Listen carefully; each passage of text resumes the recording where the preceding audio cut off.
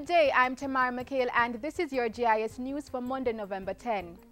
Parents of primary and high school students can look forward to a significant drop in the price for school supplies in the coming years.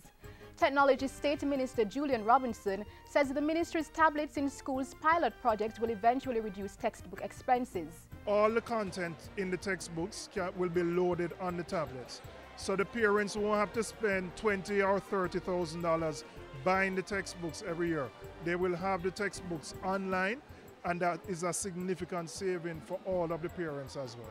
Clancarty Primary recently became the latest school to benefit from the tablets program when the ministry handed over 960 devices. They are among 25,000 students from 38 schools who will benefit from the $1.4 billion pilot project. Portfolio Minister Philip Paulwell has called on parents to support the initiative to ensure that all 600,000 students across the island can benefit from the technology. We'll provide the internet facilities in the establishment. But as we look to expanding, and we can't expand in a way that it will take us 10 years. No.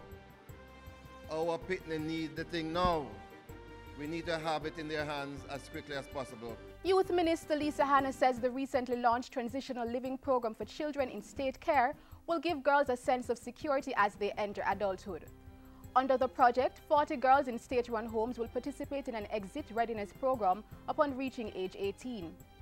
I am so pleased that this will be another addition in our ring of opportunities to quell their anxiety, because there's nothing worse than an insecure woman who is anxious going into a society having to fend for herself.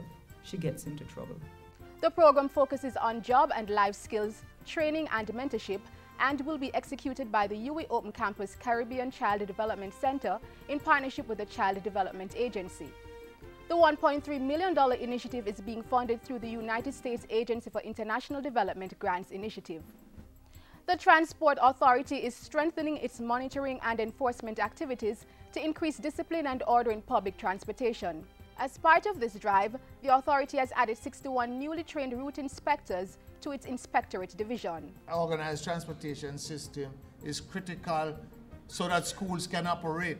A transportation system is critical such that work can get going. It's important for social activity, interaction. The Transport and Works Minister was addressing the inspectors at their graduation ceremony held at the National Police College of Jamaica in Twickenham Park, St. Catherine. They are the first cohort to be trained at the NPCJ headquarters. Dr. Davies said the course was not a one-off event, but rather part of the overall plan to systematically improve the quality of the human resource. The National Environment and Planning Agency, NEPA, is currently rolling out a number of platforms to improve its customer service. Among them is the Amanda system, an electronic tracking system that will allow applications to the agency to be tracked online. Director of NEPA's Spatial Planning Division, Leonard Francis, says it will also simplify the application process and cut response times to a maximum of 90 days. Amanda is a tool basically which every customer, as long as you have your unique tracking number, you can actually see what is happening with your application. That's one area. So there will be less need for you to actually visit the agency to find out exactly what's happening. NEPA has also increased the number of enforcement officers and has established a Development Assistance Center.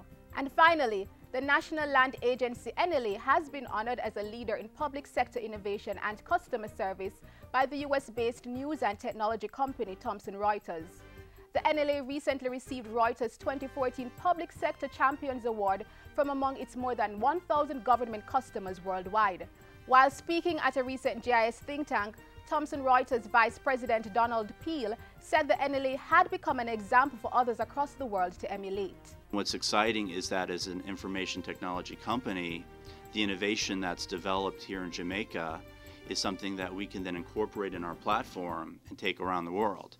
And so that other countries can benefit from the work that Jamaica is doing. And that's it for JIS News today. I'm Tamara McHale. Thank you for watching.